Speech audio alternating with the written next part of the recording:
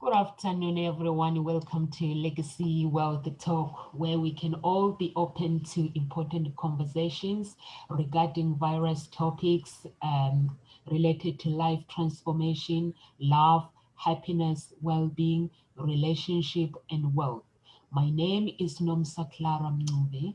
I am the founder of Hope Spring Eternal Introduction Agency and the co-founder of Legacy Wealth Talk. So today with me, I have four experts. Roger Chapman. How do you say your surname, Roger? Peter. He's our guest panelist, and Dee French, our guest panelist, and Nadia Dubiel, our regular panelist, and Devian Mystery. He's our guest panelist. So I'm going to let our experts introduce themselves. Also, they can lay out their professional credentials and expertise. Over to you, Roger. Please introduce yourself to the audience. Thank you very much, Nomsa. I'm Roger Cheetah. Maybe we should have worked on the surname pronunciation in advance, lesson for moving forward. And I'm the founder of Transformational Resilience. I work with individuals and also with organizations from classrooms to boardrooms, as I like to say.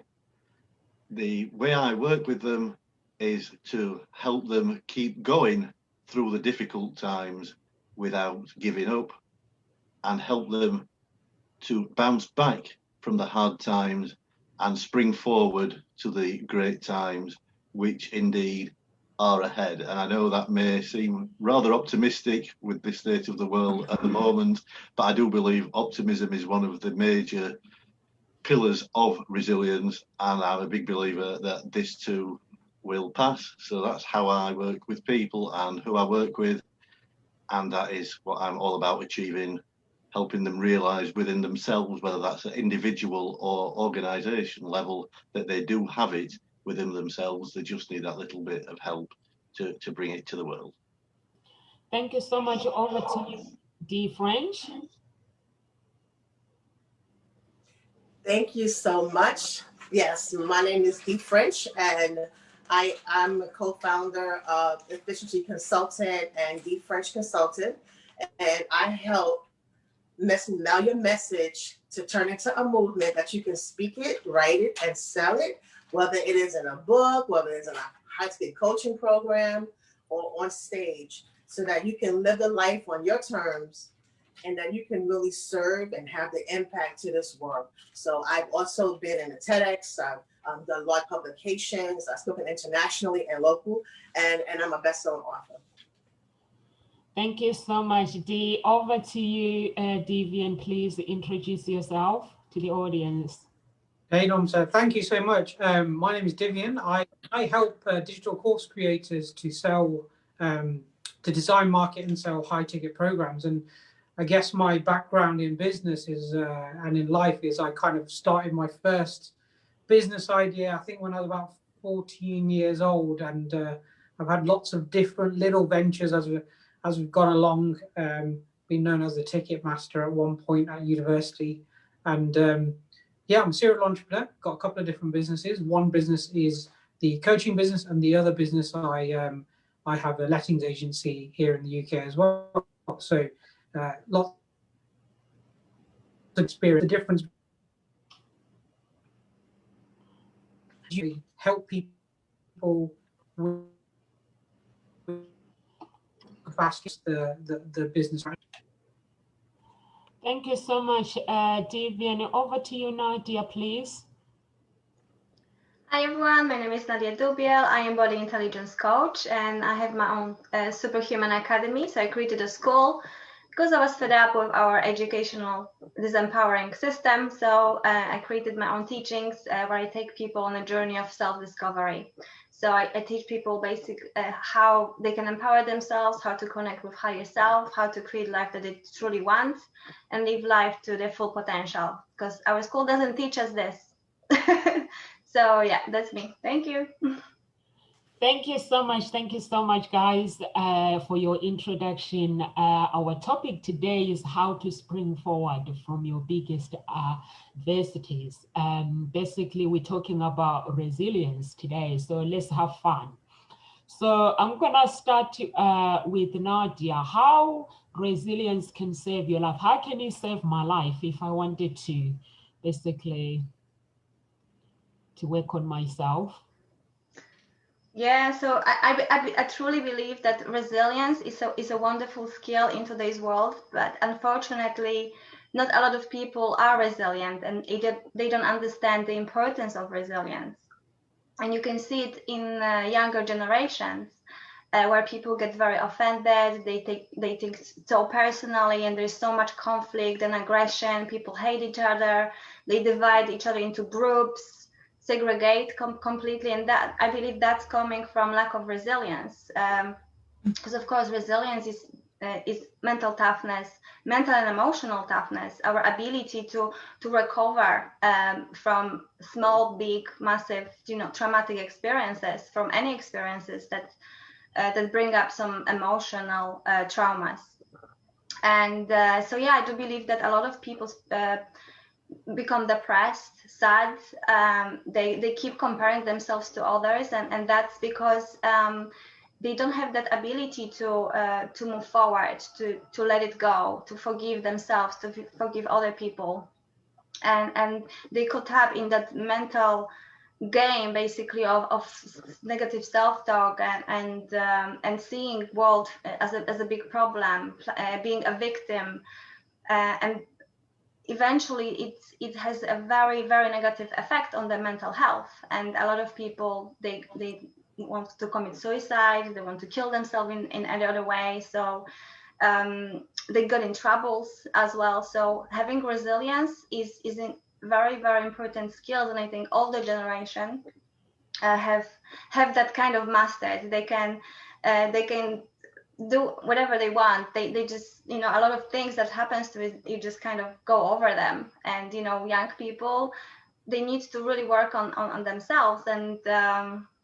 because it can save their life. It can improve your quality of life and relationships that you have with other people. So people that have weak mental ability, it's fine, don't worry, you don't have to be like this. You can just practice that. You can, it's like a muscle, it's a skill that you can learn, to let things go, to forgive other people, and eventually become strong, tough person that is indestructible and fearless, because that's what resilience is as well. So to become fearless, and don't worry what other people say or think about you. It doesn't really matter.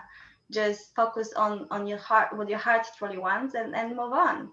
And life is so much easier and just free and liberated when you can do it naturally. So yeah, I think resilience can save your life. So if you have any mental issues, if you're depressed, sad, and have negative thoughts, look into resilience, because it can help you, definitely. So yeah, that's my take on it. Thanks. Thank you so much, Nadia. Other people's opinions of you, none of your business. And I need to stop comparing myself with anybody else, because my life is my life. Thank you so much. And I'm gonna come over to you, Roger. What do you think about this statement? Yes, it's a statement which certainly resonates with me on a literal level, because on the 9th of June 2013, I found myself an attempted murder victim. So at that point, I very nearly did literally lose my life. And it was interesting to hear Nadia speak so eloquently there and mention the term victim.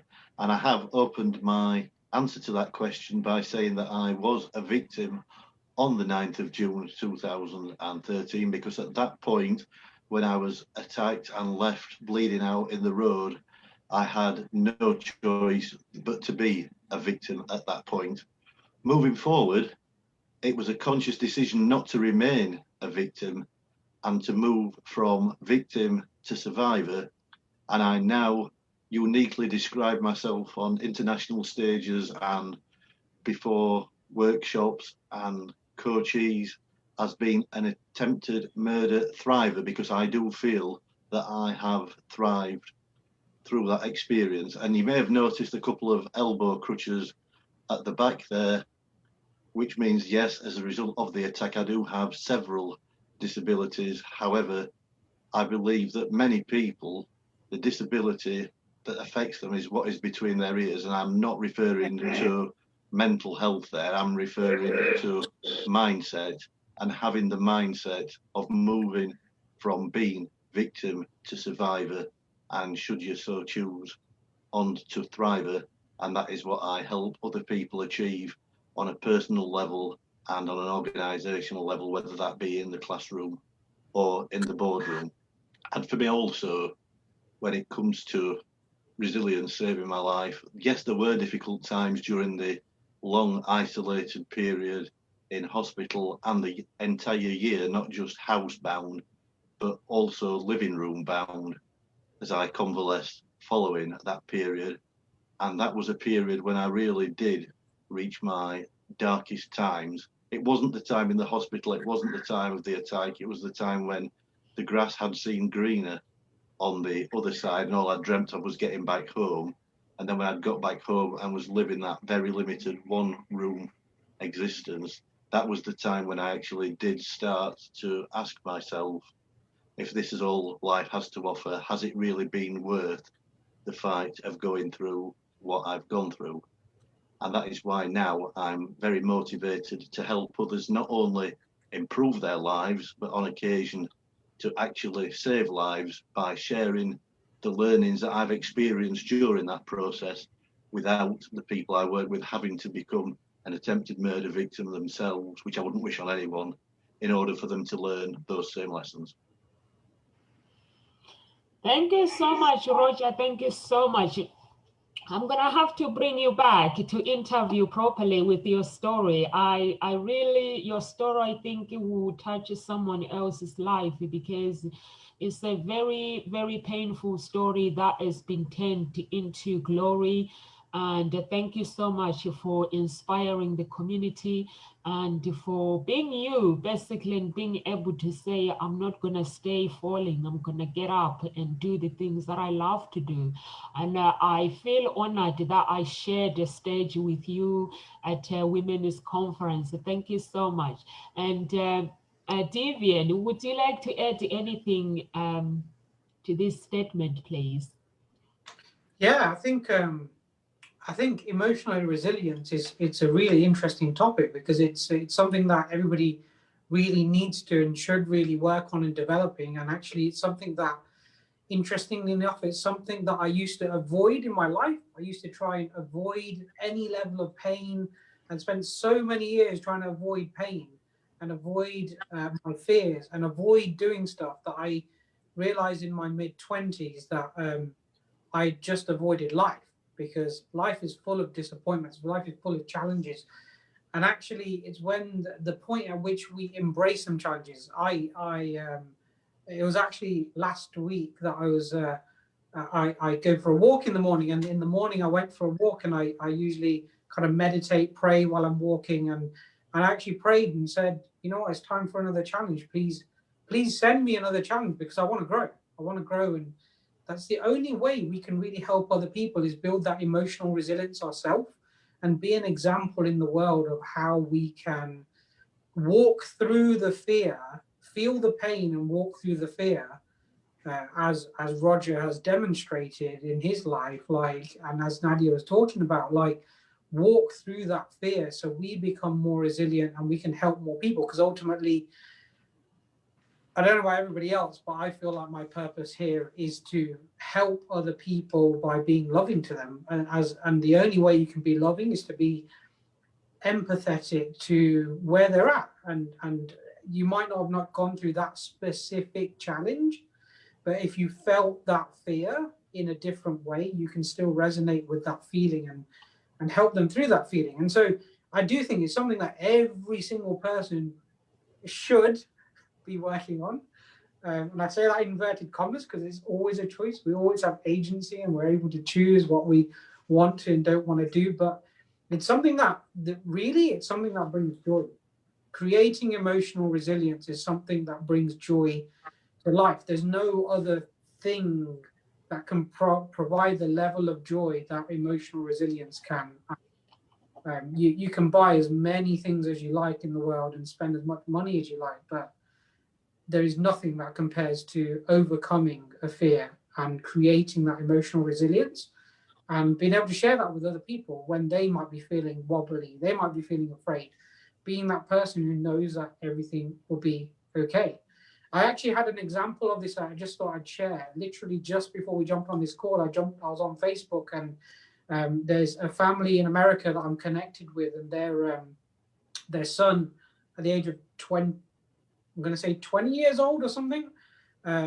He's just passed away from a car accident. And it was their post on social media was such a demonstration of this emotional resilience, because they did not talk about how they were in all this pain. They talked about wanting to celebrate his life. They talked about, can you send us photos if you, I didn't know their son, they only knew the couple, but can you send us photos of this? And they were in this place of celebration of his life. And obviously, I don't wish that upon anybody that would happen, but it did happen to them. And it was such a amazing, coincidental, divine inspiration, whatever you want to call it, a thing to read just before we jumped on this call, actually, which is really cool. So yeah, I guess that's what I wanted to share about that. Thank you so much. Thank you so much, Davian, for basically showing our audience that it's not about bouncing back, it's about inspiring forward. Whatever you do in life, you can basically turn challenges into an opportunity. Thank you so much, because fear is the biggest problem in people, and we don't understand that whatever you do, fear will always be there. You just have to say, okay, fear, I know you are there, but I'm climbing whatever is going on. So thank you so much. Thank you so much. And for inspiring everyone and our coaches as well. You are inspiring us as well as coaches, because we help each other out. So Dee, I'm gonna come to you.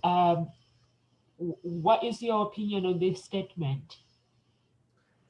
Well, thank you. And I think it's just amazing how everyone was able to just touch on and just be transparent, because that's what makes us an amazing coach, that we're able to be transparent and talk about where we were to where we are now. And I can identify with this topic, because that topic was me when I was a pregnant, depressed woman, you know, and after the death of my dad, it just really took me out where I didn't even want to live. And what pushed me was my son in my stomach. So with resilience, we don't realize how strong and how the muscles in our body allows us to push when we don't want to push.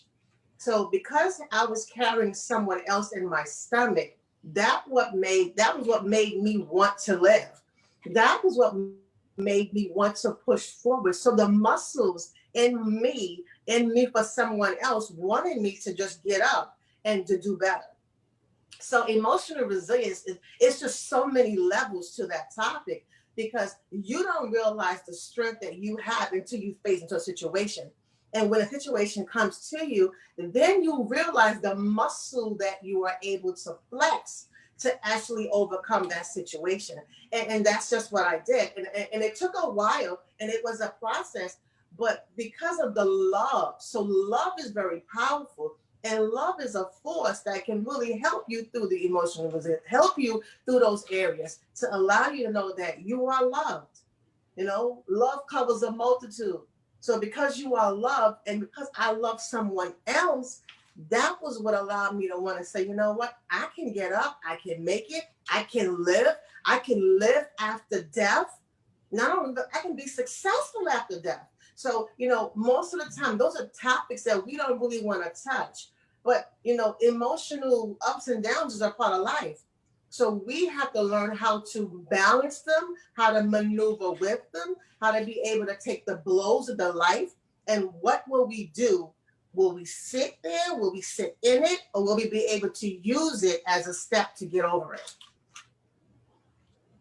Thank you so much. Thank you so much. No matter how much I fall, I'm gonna keep getting up. I refuse to fall. I refuse to fall. Thank you so much. Thank you so much. I refuse to fall. I still have my light. Last week I had a light, so I still have my light and no darkness. Roger, you're my inspiration. So every time I think about my story, I'll refuse to fall. So I'm gonna come to you, Nadia. What is the difference between someone who is resilient and someone who isn't, please? Yeah, I think it's the difference is massive and pretty obvious. So I was reflecting recently about anything, obviously, since I found out about the topic of resilience, and it's very easy to see people usually that are resilient, they went through a lot of challenges in their life, and people who have it easy, who have everything given, you know, to them on the hand, the lucky people, they don't have that mental toughness, that emotional toughness about themselves. So whatever comes their way, they really take it much deeper, and it hurts them on much deeper level than people that have that resilience, because they went through a lot of horrible things in their life. And I was just thinking about my life, for example. Since I was a little child, I was abused in any way, and today I feel like nothing can destroy me. Like when I was small, you know, I love my parents, but my dad used to be very old school man, you know, the very strict militant person. And you know, when I was a child, he used to, you know, whip my ass with a leather belt. And you know, it's at that moment, of course, it was scary. But today, you know, I'm not saying that parents should be hitting the children, but what I'm saying is that that experience and other experiences that I come across throughout my life, and that were very horrible and how can I say it, very, very hurtful, really made me a stronger person. And today I know I can take on anything. I'm this indestructible basically person. So two people, person who doesn't have mental toughness is emotionally, mentally weak. They are the people that always complain, they moan, they always, you know, they focus on the problems. And these are people that always have conflicts with other people, and they don't like anything, they don't like anyone, and they have a lot of mental issues. They sad and depressed, they just overwhelmed by emotions. And people that have that resilience, these are strong people. These are people that are not afraid to take responsibility for themselves, for others. And they don't care if someone calls them something or says something negative about them, or something bad happens, because they know they will be fine. Doesn't matter what. And that's so important, just to get over things and move on in life. Doesn't matter what life brings, you know, throws at you. And that's why mental, emotional resilience in general is so important.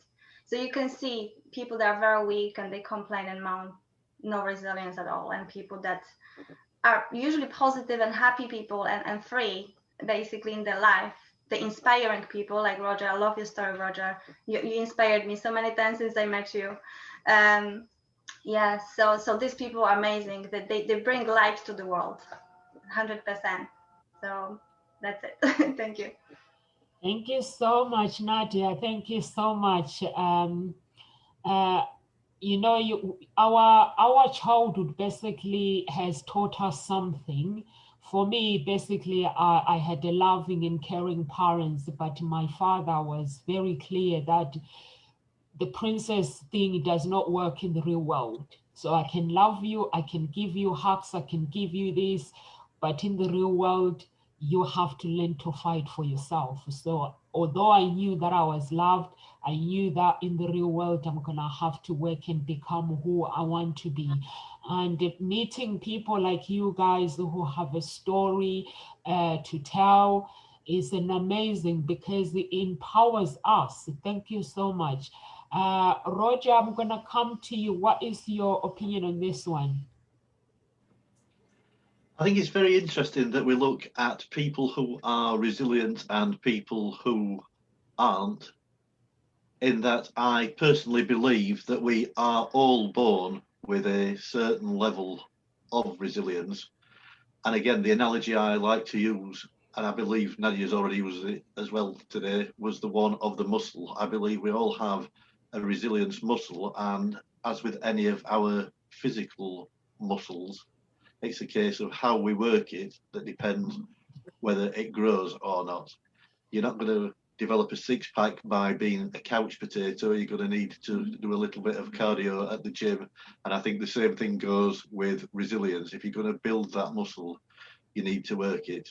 Back to an earlier answer that I gave, again, I believe it's about optimism and looking for the silver lining in the cloud rather than focusing on how dark the clouds are. And I believe that also leads on to perspective, in that here in the UK, we're experiencing what we're lovingly referring to as lockdown 2.0 at the moment. And I realise across the world there are a number of lockdowns at varying degrees. And some people that are experiencing that will have the view that they are once again stuck at home. I would invite you to look at the other side of that and look at it through an optimistic lens and see it as you're given the chance to once again be safe at home rather than being stuck at home. So I think those two things combined are what helps distinguish whether people's resilience muscle grows and at what rate it grows. Their optimism and, as I just said, you know, the matter of perspective. Thank you so much. Thank you so much, Roger. That is powerful. Thank you so much. Devin, what is your opinion on this one, please? It's a great question. I've been jotting down notes. That's why you saw my head down, because this is a really cool question actually, and I love all the answers so far. There's I just wrote down 5 things that I think resilient people really have and might have. I won't even say necessarily mastered, but have committed to be and to act upon in their life. And the first one is always clarity. The first one is clarity, because we need to be clear as to, like Roger was just mentioning this, there's a lockdown now in the UK. I just tell people, well, Boris just told us to go and stay at home. And then as soon as you say it like that, it's less scary, right? It's like, oh, we just got to stay at home versus the word lockdown. So clarity is the first thing. Is a clarity between, is this real fear? Is this is this real? Like, or is this just, have I made this up? And fear is kind of, we make the fear up. But right now in lockdown, some people aren't even making their own fear up. It's just fear of fear, right? It's like some people genuinely have fear right now because there are genuine things to be fearful of. And other people are just fearful. A friend of mine, for example, contacted me and they're fearful because everybody else is fearful, not because they have nothing's changed in their life. They just do the same thing that they've always done. And so I think clarity is the first thing, is that people who are resilient have clarity of the fear. Is it genuine fear, or am I being fearful because of things around me? And then, and you know, we can very easily be influenced by our environment. The second thing I wrote down is having a long-term view. And I find that people who are resilient always have a long-term view of things. They don't think here and now and in this moment, and how do I fix it now? They think long-term. You know, whether you believe we just die and nothing happens after that, or whether you believe there's a life after we die and we live for eternity or whatever, resilient people always have a long-term view. And I found people who are not resilient, they're always focused on literally this moment. How do I get rid of this feeling in this moment? And fear takes some time to move away from, right? It's not a instant thing. You've got to work on it, and you've got to do the work, which kind of comes to something else I wrote down, which is doing the work. People who are resilient are not afraid of doing the work. And what is the work? Well, the work is changing our judgments of situations and scenarios. Like, you know, when someone cuts you up on the motorway, are you judging them for that, or are you thinking, hang on a minute, maybe they've got to go and see someone in the hospital, for example? It's like changing that judgment makes a huge difference to how we then react, and how the emotions that come out, and the things that we say, and the things that we do, which then have a domino effect for the rest of the day, right? And the other things that I've noticed about resilient people is they have a high, they love serving other people. This is something I found, is if you serve other people, if you focus your life on serving other people, your fears go from this big to this big. And I know that, like, every time I find fear, I go, who can I serve? And then even I'm feeling the fear while I'm serving these people, and by the end of serving that person, I go, oh, it's not that big a fear, really, is it? Like, it's not really the end of the world. And like, you just feel lightened, right? Because you've given something instead of what can I get? And the last thing that I wrote down is people who are resilient generally have like a higher purpose. Like, it links to serving other people. They know inside of themselves that they're here on this earth for more than just existing. They're here to help other people, to do something, to make a difference in the world in whatever way they do that, but make a difference. And that's really critical to be resilient, because here's the thing, if we have fear and we focus on ourselves, the fear just expands, right? We get what we focus on. But if we have fear and we focus on somebody else and helping somebody else, the love expands. And the love, I love what was said earlier about, like, love just conquers everything. Love can obliterate fear in a moment if you allow it to, and sometimes it takes a lot longer than that, but really in a moment. And I remember about a month ago, I was talking to a friend about this, and somebody used the word the fear body and the love body, and I was like, I've never heard this term, the fear body. But then it kind of gave me this picture, a bit like what Roger was talking about. It's like, imagine you've got two physical bodies as part of your makeup, as part of who you are. And the fear body, if it's going to the gym, working out, and then you've got to have this like boxing match, and the love body hasn't been to the gym, the love body goes, oh, I'm really scared. Like, I'm probably going to lose. I'm not even going to try this, right? Because I'm probably going to lose. And then the love body starts going, well, hang on a minute, he keeps going to the fear body keeps going to the gym. So I don't want to go to the gym now, because there's no way I can be as muscular and as big and strong as him. But actually, and I've experienced this in my life of literally physically going to the gym. You walk into, I remember years ago, first time I ever walked into the gym, this bodybuilder's gym. And there's all these massive guys, and I'm like, I can't do anything compared to them. Like, it's like, nothing compared to them. But over time, they didn't judge me. They just got on with their workout, and I just got on with my workout. And I never lifted quite as much as them, but I definitely increased the amount I could lift. And that love body, if it keeps going to the gym, it gets resilient. And the fear body starts to go, hang on a minute, that love body is getting a little bit too strong. I might stop going to the gym now. I might lose, so I don't want to show up. Although the fear body always shows up to have some sort of battle, regardless of what happens. And I actually also think, I want to add a little bit to this. I actually think in life, fear and challenges are necessary. Like, it's part of the plan, in my opinion. Like, you've got to have it. So actually, if something's part of the plan, for example, water going downstream is part of the plan. Now, you can try and go upstream, which is like, oh, I want an easy life. Let me try and go upstream. But actually, it makes your life harder.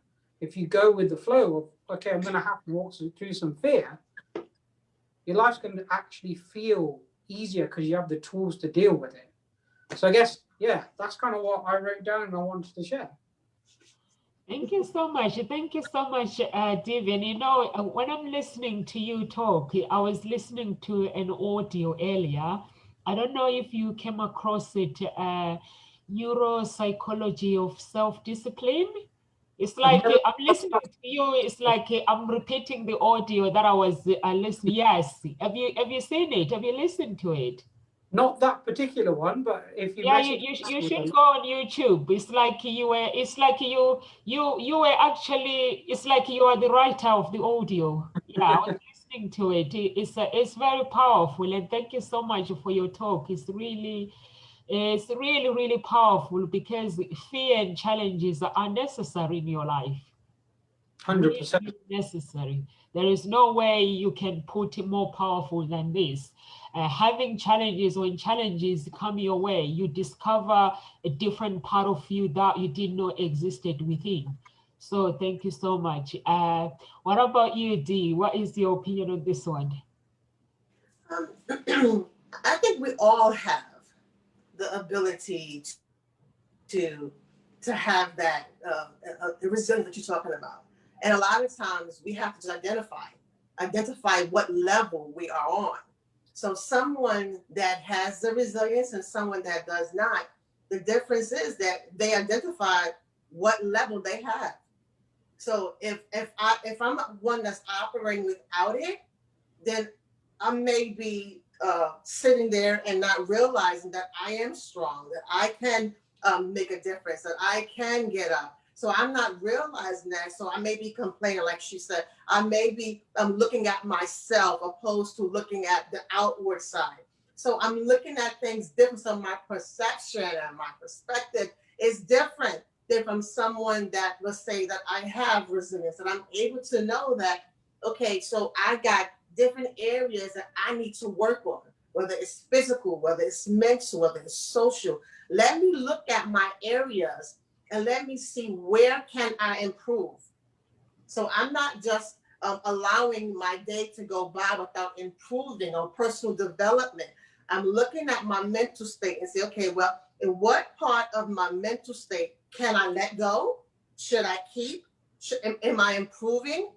You know, whether it's like being around family, which is the love part. I'm being around my family. Does that help me get to my end goal?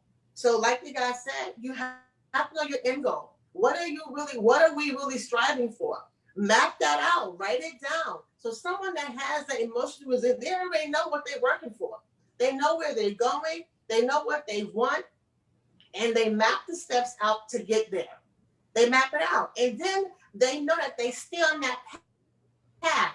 They're okay with if they fall, like you said a couple of times, they know they can get back up and still stay on that same path to get to my end goal. And they're not afraid to fail because failing is a part of success. It's a part of success. And you don't, when you fail, you still win because you learn from your failures. You learn. So someone that has that emotional resilience will know that even though I failed, I didn't fail, I really won because I just know what didn't work. Now I can get back up and try something different. Whereas someone that may not have that strength or that muscle without having that, they may sit in that for longer than they should. So I think it's more so of identifying where I am on the emotional resilience level. Where am I at? You know, and not comparing my level to somebody else's level, allowing me to function at the level that I am, because I know that you don't look like how I look, your level don't look like my level, but I know that we all gonna win. That's the goal. We all gonna win. Thank you so much. Thanks. We are five coaches here, and we all have a different book of life. We all have different stories. So how can you compare yourself with somebody else? Thank you so much, Dee. That was really, really powerful. Thank you so much. That's amazing. So I'm gonna stay with you, Dee. How to turn your adversity into powerful acceptance speech? I would say, one, you need to accept where you are. Accept it. Accept the challenges that you faced. Know them. Know your challenges. Accept your challenges. And now, how will you use your challenge to make the impact on the world? Or will you allow your challenges to make you be defeated? Because our emotions can play all kind of tricks on us and make us feel defeated. But will you use your emotions to accept where you are, to accept where you're going, and just embrace it? Embrace the pain, embrace the feeling, embrace the uncertainties, and now turn that around and speak it. Turn it around and use it to really impact someone else. I was here. Yes, I was a pregnant divorced woman, wanted to commit suicide to my dad's death, but now how can I help you? So let's turn it around. Utilize what you have. Don't let nobody tell your story, because only you can tell it the best as you can tell it, because it's you. So turn your story around and really, really empower somebody else, because we were all sent to this earth for a mission, for a purpose. We were all sent here. The Creator, God, however you want to define Him, Jehovah, He sent us here for a reason. So now utilize every adversity that you have came in, utilize it and allow it to be a mission, allow it to be a movement, because somebody else has been through something just like you, and they need to know that they can make it. They need to know that, yeah, I was that person. I can identify with her. Now let me understand her story. Let me understand her pathway, her steps, right? So that's all part of your speech, your pathway and your steps. Write those steps down. Make it bullet points and utilize those steps in your speech, that you can empower somebody else and you can create the movement that you was destined to create. Thank you so much. You've heard from D. Everyone that is watching, please write your own story. Don't let anyone write it for you or tell you how to write it, because you know exactly what you want in life. So I've nothing to say, D.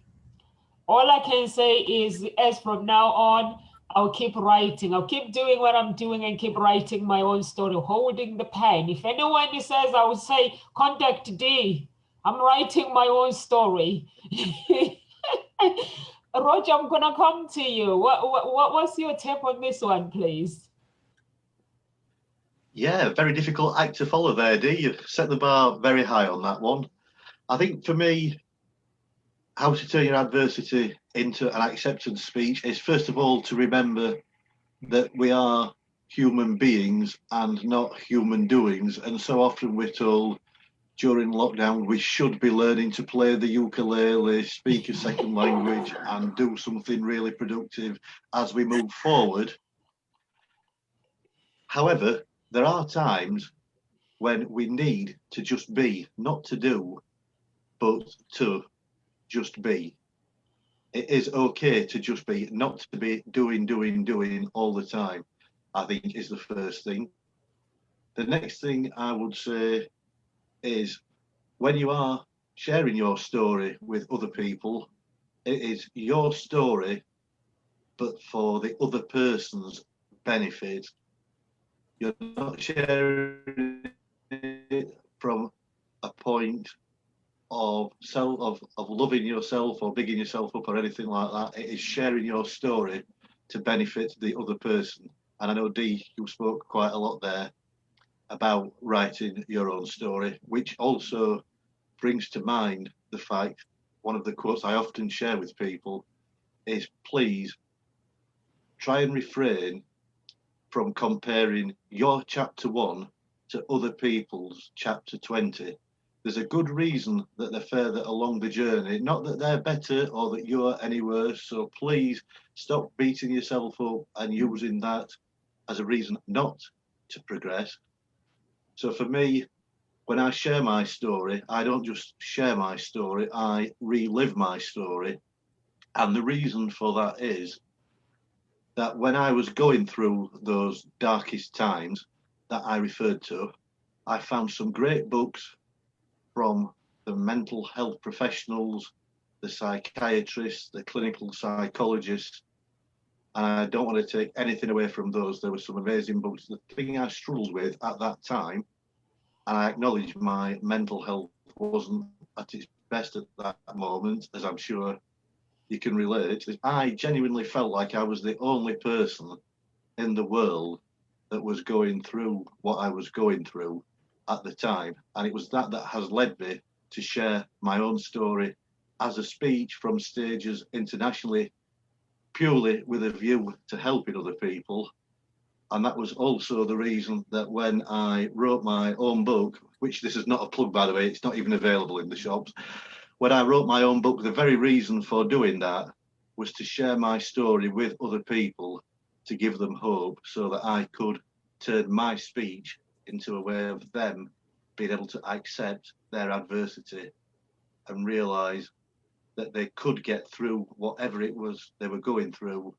Not only could they get through it, they could emerge a stronger, improved and more positive version of themselves. Thank you so much. Thank you so much, Roger.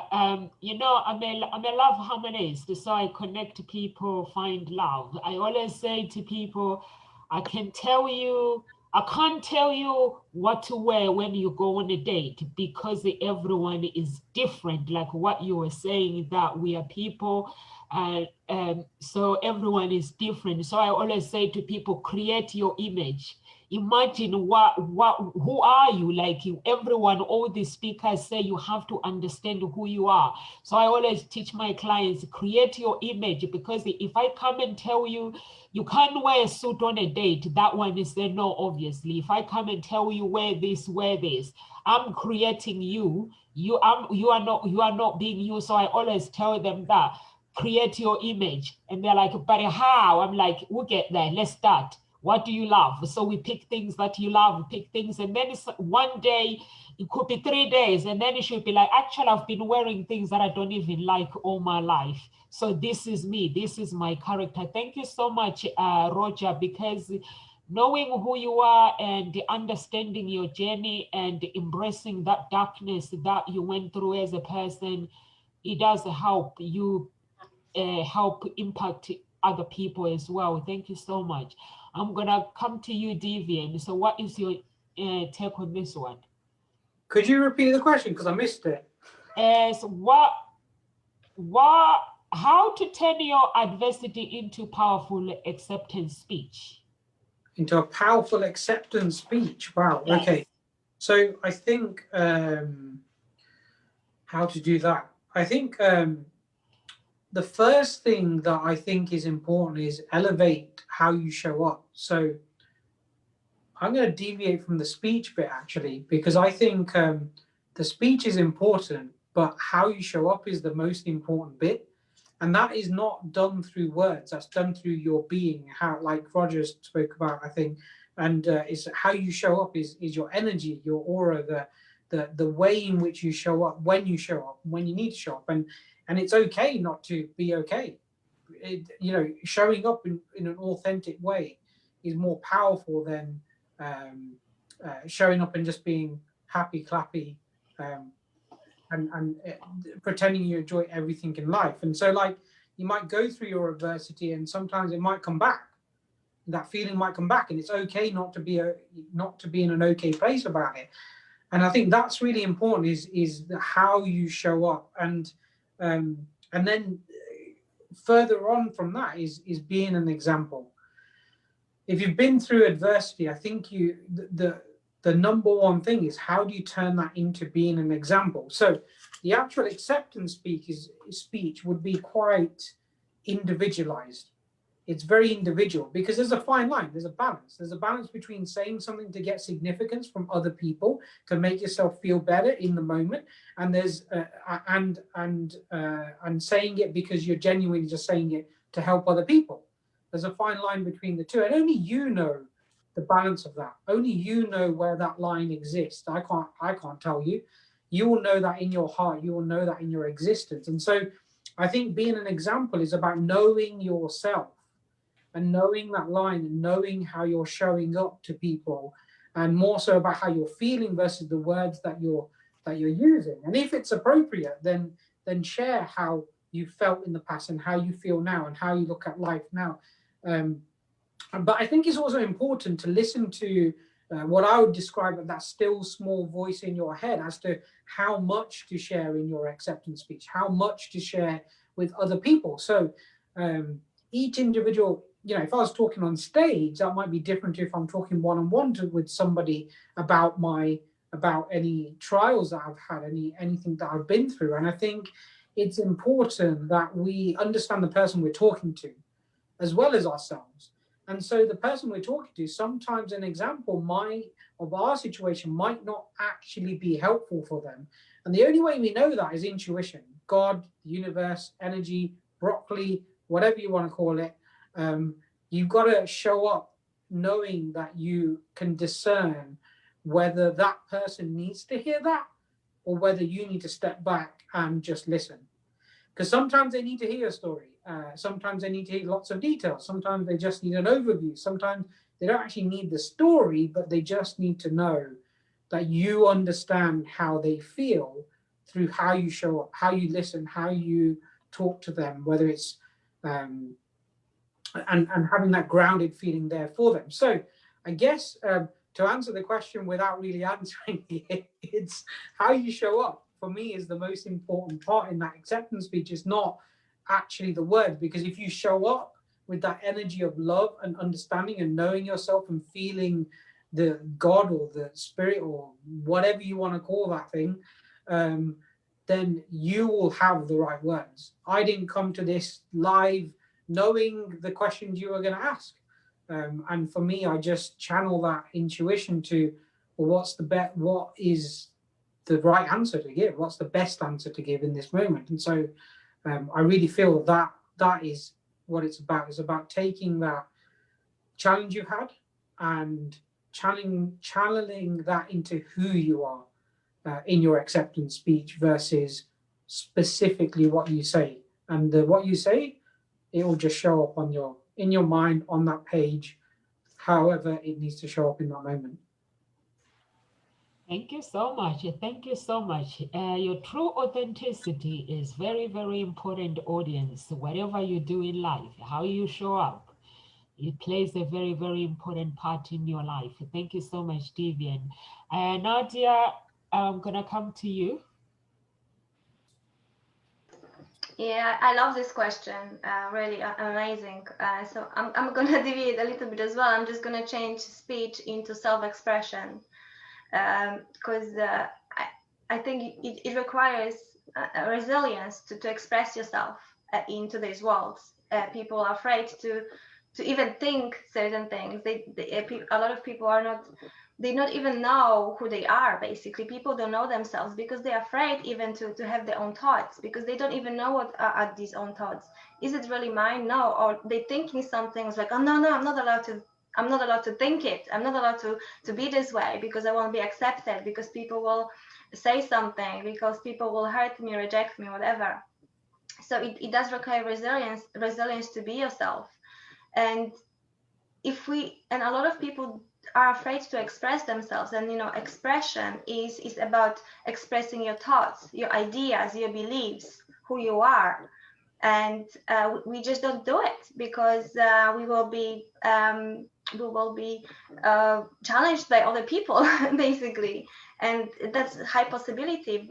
But we just have to learn how to do it, and do it doesn't matter what. I'm not saying, of course, expressing yourself in a horrible, pervy, negative way, or from the place of hate, but as Devian said, from a place of balance, loving place, and just learn about yourself really, and then find the courage, that resilience to speak up if something is not right. If you disagree with someone, just don't pretend don't pretend that you're okay with it, and it's you're just being fashionable because it's fine.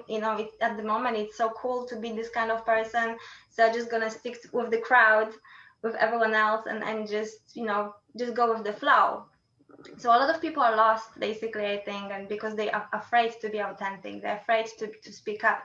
People are afraid to have opinion. Maybe they have opinion, but they're afraid to show it, to show the opinion that is different. And and that's what makes us unique. These differences, the different beliefs, different ideas, different thoughts. It's okay to think differently than someone else's and express it and speak up for yourself. We don't need to be like everyone else, because that's boring and that's fake. We are all unique. We're all unique with different, and it's okay to speak your own truth. Just be yourself and just find what is your truth as well, because that's very important, I think, in this world, just to know who you are and allow yourself to think what you want, not what is okay to think or what is okay to be, because that is the superficial product of society, and that's nothing to do with humanity and who you are. So it does it's important to find your truth and express yourself from that. And if, of course, there are challenges, that's challenging and that's amazing, because that's gonna make you who you are, because that's what life is. To face it and just to do it, doesn't matter what. Just to be yourself, guys. That's it. Thanks. Hope it makes sense. It definitely does, Nadia. I think knowing who you are is very, very important in life. And for me personally, I never pretend.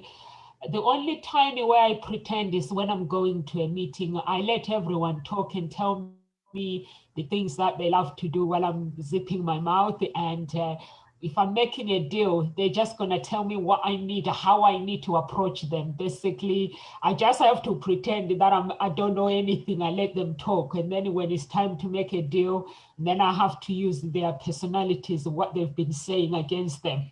So that's what I do. So thank you so much. It's very, very important to know who you are as a person. And all these coaches, you guys, you have worked so hard to be where you are today. And I hope somebody else who is watching, they will take action basically and do something for their lives and get in touch with you guys. One of you guys, if they like anyone that they resonate with, and just get in touch and say, can you help me with this? I think that is very, very important. Not knowing who you are. I spent basically myself, my dad coached me to be who I wanted to be when I was growing up. When you turn 20, you try to fit in with everybody else. That becomes a frustration. So I tried to fit in with people, my friends. It didn't work out that well. So thank you so much, Nadia. So Dee, is there anything you would like to leave with our audience before we leave? Just enjoyed the talk, and I think as far as emotional resilience, I think that we need to just make sure that we try to enforce our own balance. Don't try to compare yourself with anyone. Allow yourself to go through the process. Don't abort the process. Everything is a process. Go through the process from wherever you are, and enjoy the journey. Maybe it's going to enjoy nature. Maybe it's going to laugh more. And make sure that you're finding what else do you need to make your day fulfilled. Maybe it's just going to a show. Like me, if I'm working, I may take 5 minutes out of my day and I may just start dancing. Why? Because dancing brings me joy. So find out what brings you joy. Or I may read a book and then just incorporate that in your day so that you can find out what helps you stay balanced. Because there's so much going on in this world, and we want to make sure that we're spreading our light in a genuine way.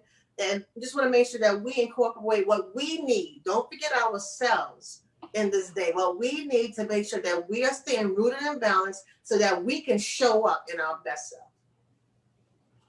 Thank you so much. Thank you so much. I'm going to dance. I love dancing. I love singing. I'm going to dance. I remember you dancing been in London. So I remember and dancing. Oh, yes, I love to dance. I love to dance. And my man loves to dance. So thank you so much. I'm going to remember you when I'm dancing. Vivian, is there anything you'd like to leave with our audience? Yeah, sure. I think that Dee just covered a few of the things that I was going to say, but I think the most important thing to realize is it's simple. Life is actually simple, and we complicate it. Do things that make you happy, and yeah, there's going to be things that are going to be hard along the way. But if you focus on how do I increase my happiness, not run away from fear, but increase my happiness, life will be good. You'll get what you want. You'll grow your business. You'll get more clients. You'll have a relationship. You'll be happy. You'll get the things that you want if you're happy in what you do. And I think there's a false pretense. And I love what Nadia said about kind of knowing yourself and stuff. But I think ultimately it's really simple. And when we make it complicated is when we create unnecessary fear. Sometimes fear occurs as a result of other people's decisions, and sometimes it occurs as a result of our decisions. And we don't have to make them decisions. It's really simple. Like, just pick the things that are going to lead to more happiness long term. Thank you so much. Thank you so much. I think as human beings, we complicate things so much. Where it's meant to be simple, we just like to create a complication. Thank you so much. I hope our audience is just gonna go with the flow and just do things that they love. And if they fall, just know that it's part of the process. Just find someone who can help you to pick yourself up and keep going. That's part of life. Like, you guys have said that fear and challenges are necessary to basically to get to where you want to be. Roger, is there anything you would like to leave with our audience, please?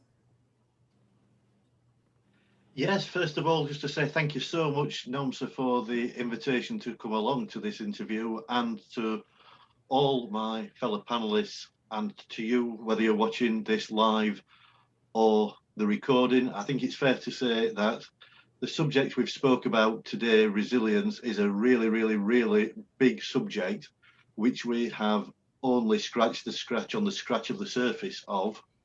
And it is a subject which I'm really passionate about. And you may be thinking different, but believe me, what you've seen in the last hour, this is passion for a Yorkshireman, okay, just to cover that. So if you do want to know more, if you want to know what your next step is, please connect with me. And if you take one thing away from me sharing snippets of my story today, it's for me to remind you that you are more than a survivor.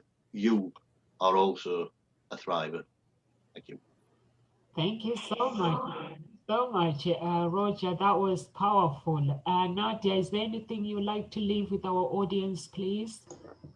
Yeah, just quickly, yeah, of course, thank you guys. It was wonderful chat. I love this, and I just want to add that it doesn't wherever you are now, whatever you're facing at the moment, just remember this is your choice, totally your choice. How quickly you're going to recover and make a different decision. If you make a different decision about your life, that's gonna empower you. You're gonna recover quicker, and you're gonna change your circumstances much quicker than if you're going to dwell on the problems and situation or pain that you are in now. So mental toughness, emotional toughness, that resilience will really help you to shift from whatever situation you are now, whatever you're going through now, and create and attract different future, different reality. So it's down to you. It's down to you. It's your choice.